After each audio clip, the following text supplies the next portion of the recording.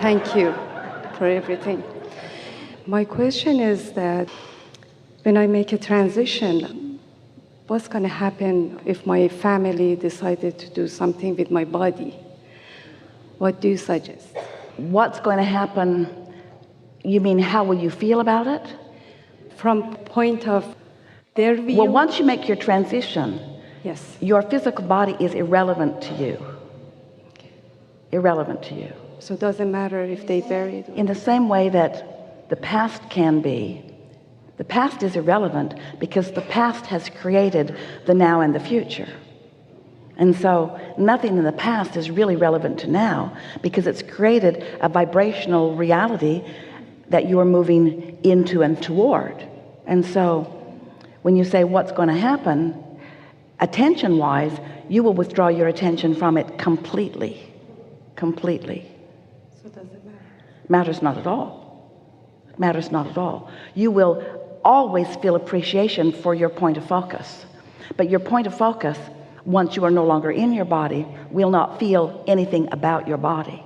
Once you reemerge into non-physical, you still are interested in others who are here, but you are interested in their consciousness, really, not their physical apparatus. You're interested in their thoughts, in their mind, in their energy, in their ability to meld with you, you see. These physical bodies are magnificent focal points, and we in no way want to diminish the wonderfulness of them.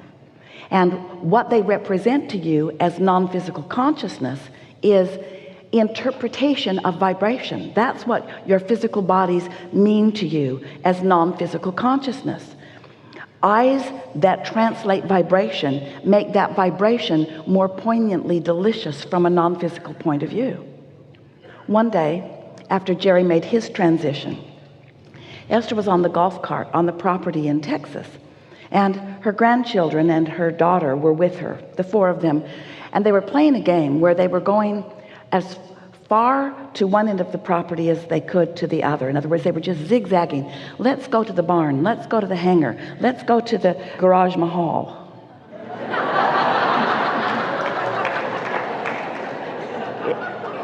It's a big garage that houses supplies, and it was built from a design by Buckminster Fuller, and the roof is a parabolic hyperboloid, a hyperbolic paraboloid. Esther can't remember how it goes. It twists and turns, and the contractor had never built one before, so they practiced one on the storage barn, and Esther named it the garage mahal. And now they're going to the tree house, and now they're going to Esther's house, and they're all over this 40 acres on the golf cart. And everywhere they would go, the roadrunner would be there. The roadrunner, the resident roadrunner, would be there waiting for them. Esther said, sort of like Bugs Bunny, waiting for them. So now you're here, now you've come.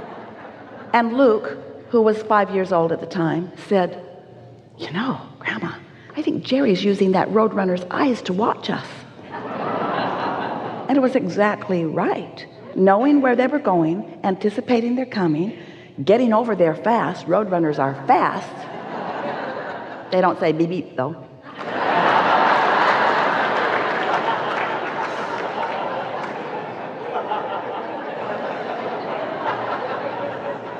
Truly disappointing to children. And so your physical eyes allow Source to be with you in this environment too. The physical senses of your body, of seeing and hearing and smelling and tasting and touching, are what Source energy uses about your physical body, and all that Source energy uses about your physical body to explore and enjoy this leading edge environment that you are the ambassadors of. And now your emotions also, you see. And so as you understand that you are vibrational beings, which means you are emotional beings, and that out here on this leading edge you are specifically creating, and that Source is specifically creating with you, then you understand the deliciousness and the importance of this physical body. Yes? But once you reemerge into non-physical, there are plenty of others moving around, even roadrunners, that you can enjoy the physicality of this time-space reality. Enough? One more question. Regarding reincarnation, I just want to know how many times we're going to come back. Endless, as much as you like. Why would you ever stop? Why would you ever stop? And it's important to understand that non-physical does not need a physical body in order to experience physicality as we just described. And so it's whatever you want. It's whatever you want. This leading edge time-space reality is intoxicatingly calling you. You want to come and devour the deliciousness of this. It's only those of you in your physical bodies who have temporarily or in the moment pinched yourself off from knowing who you really are that say, hey, once I'm gone. Sometimes you say, people would get in the chair from time to time and say, Abraham, I'm done. Tell anybody who needs to know that once I've lived out this physical lifetime, I don't want to come back. And we say, we'll carry your message, but no one will listen.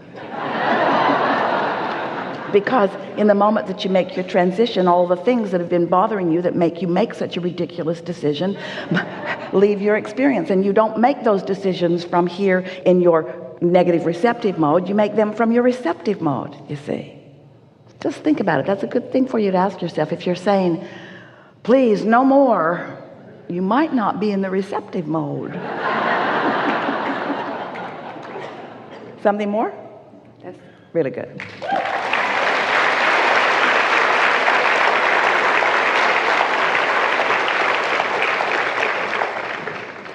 Okay, so I was blessed to grow up knowing that I am whole and complete and well-being is my permanent state. I was not immunized, which has always been fine with me. And, excuse me, y'all. So when I was pregnant with my first child, the town I lived in, there was this big hullabaloo about immunizations and kids were being pulled out of school, all of this stuff. So I didn't know the term the path of least resistance at the time, but I really felt like I know that these shots are not going to harm my children in any way whatsoever. That well-being is their permanent state. It doesn't matter. Wow, I sound like I'm really nervous. Okay. Do you want us to rub the microphone on your face? Please rub it all around me. Okay.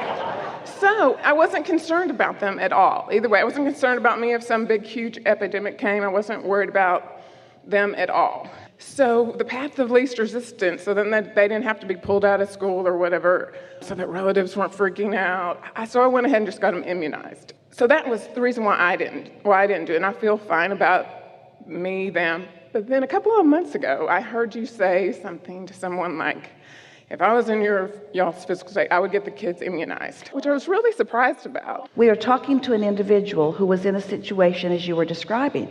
And we are always, whenever we answer any question, we are speaking to the individual who has asked the question and taking into consideration what their path of resistance or lesser resistance is.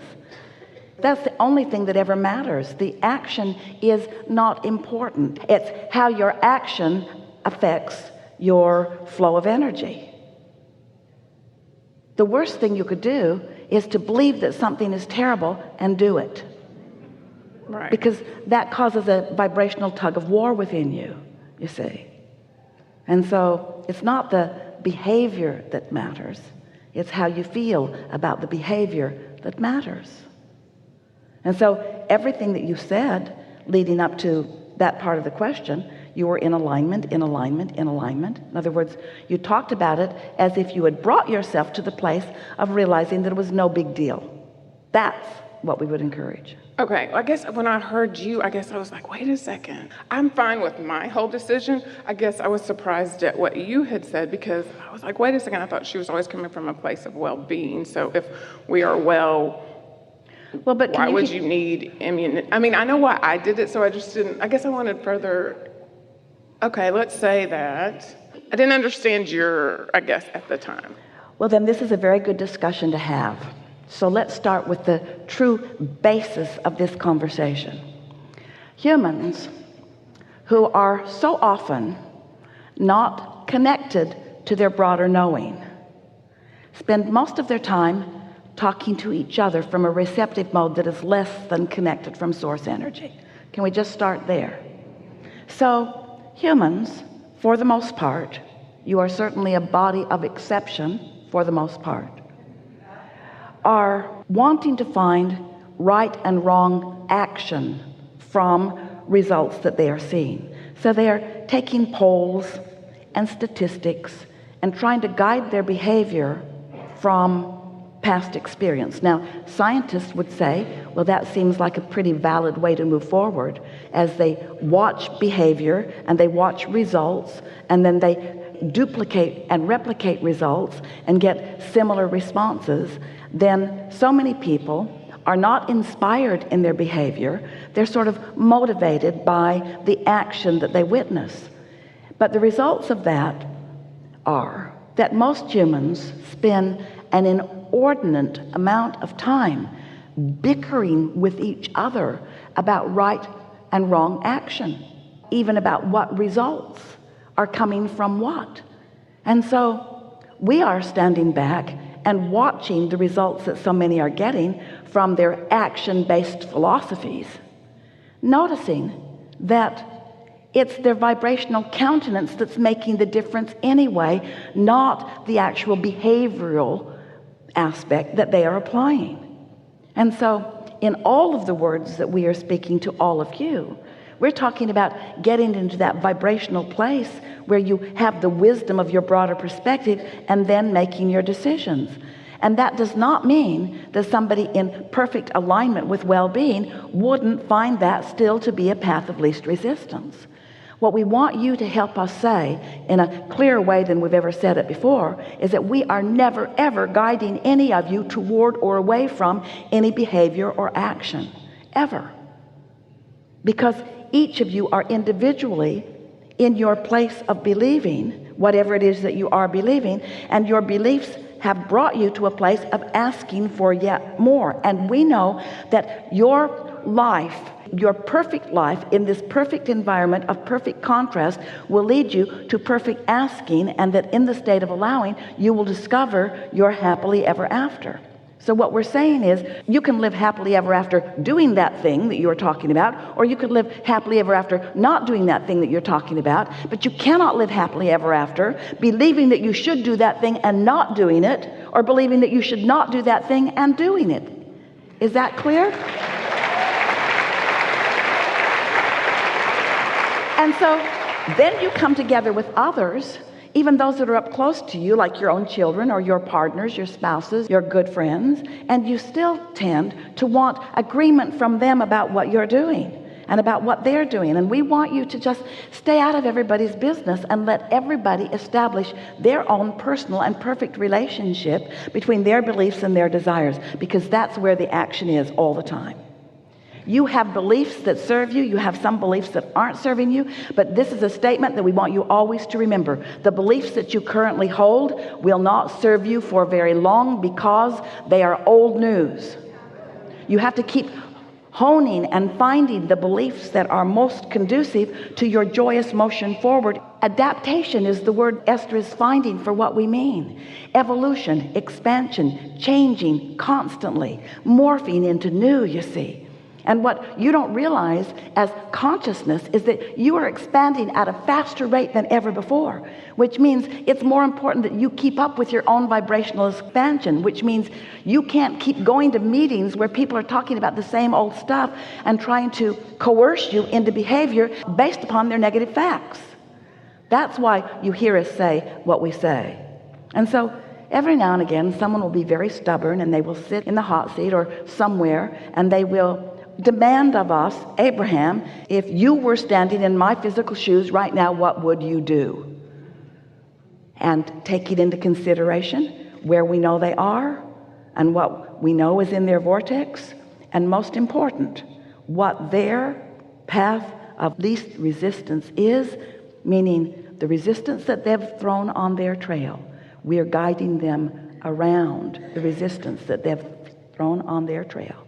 Because there is always a better path and a less good path. Always, always, always, always, always.